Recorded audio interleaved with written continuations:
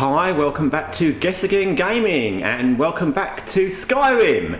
As I said in the previous video, or the previous videos, and in reply to comments that I got from the last video, I was going to continue playing this despite being cursed by vampirism, because I was enjoying the game and I thought it was worth continuing, and the whole point of this video was playing it for the first time in 2025 because I'd never played it before.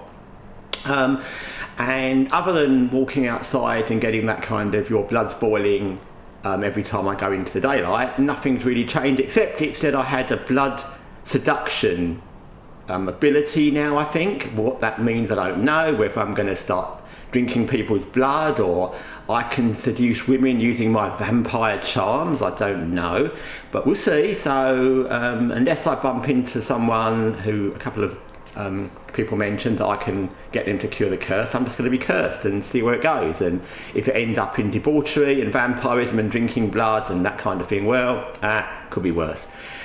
So anyway, I got back into the game. What I decided to do, for no reason other than I just did, was I just decided to go on a walk, basically. I just decided to walk down a road from where I was kind of based. First I fast travelled to this place, which was the furthest I'd ever been in the game, Rorkisted, yeah. And I just decided to keep walking in this direction, and I ended up in this place, Markarth, which was quite an interesting place. It was different. If you've played the game, you'll know, obviously, but it was different to the place I've been. It was more city looking. There was quite a lot of big buildings. It was more ancient looking.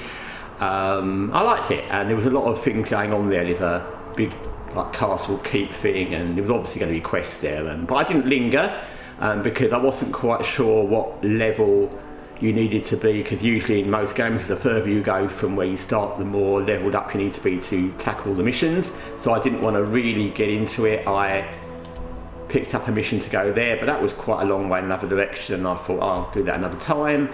I did a little bit of killing a mine, more because it was just on the way back really, and also as with all games like this, what you kind of want to do, which is kind of why I walked to here in the first place, because I didn't really come across anything on the road between, is you want to find somewhere where you can fast travel to, because otherwise you've got to walk all the way back again on your own two legs.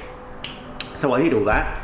And yeah, here I am back on the road. I decided what I will do is I'll probably go and do, I've got a quest, a main kind of quest thing to come somewhere down here. I can't remember where it is.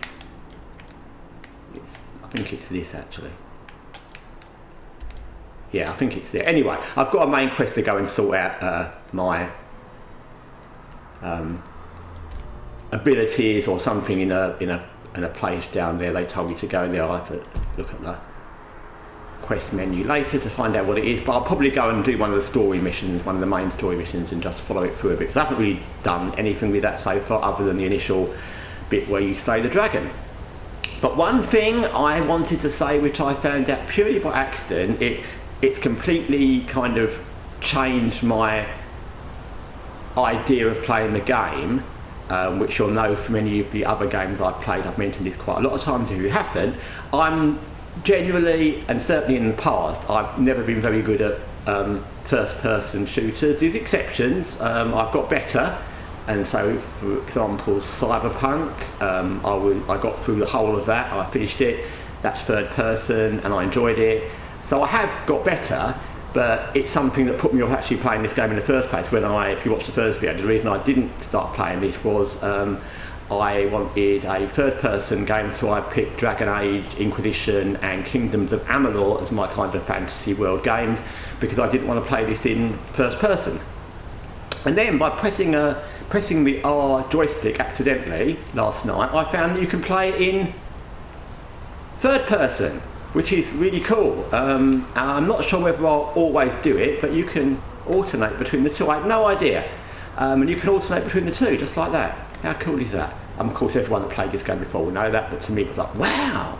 So yeah, I have seen what I look like. You can see that my eyes don't look really good. I think that's the vampirism business. So yeah, I really do look. I've got vampire clothes on because I picked them up, and at the time they were just the best armour I could find, but it probably serves me right, because then I got cursed by a vampire and I've become a vampire, so that's what you get for wearing the get-up. But yeah, now I can see myself, and I can play in third person if I so wish. So it's all good. So my plan, like I said, is to go off to that quest area, which is way back over towards Whitestone. It's something over here. It might be that. No, it's not that. I don't know. It's somewhere over here. Actually, it's that. Speak to the Greybeards. That was it. Yes. So it's over there. I knew it was behind some mountains, but I couldn't find it. So I'll go over there, speak to the Greybeards, and see what they've got to say.